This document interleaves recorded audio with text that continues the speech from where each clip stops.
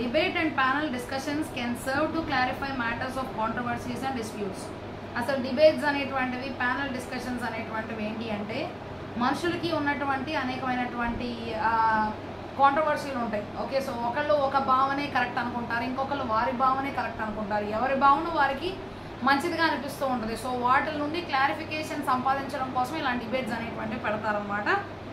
So అప్పుడు ఆ తేడాలన్నీ కూడా పోతాయి, అంతా కూడా నార్మల్గా ఉంటుంది అనమాట. So some of the suggestive topics for debate or panel discussions could be, మన డిబేట్స్కి అట్లాగే ప్యానల్ డిస్కషన్స్కి మనం పెట్టుకోవాలి అనుకుంటే కనుక దానికి కొన్ని టాపిక్స్ ఇక్కడ ఇచ్చారనమాట. Animal should not be put in kgs in a zoo. Okay, so జంతువుల్ని తీసుకెళ్ళి పాపం అలాంటి పెద్ద పెద్ద పంజరాల్లో వాటిని బంధించి ఆ జూలో పెట్టడం అనేటువంటిది మంచి పద్ధతి కాదు.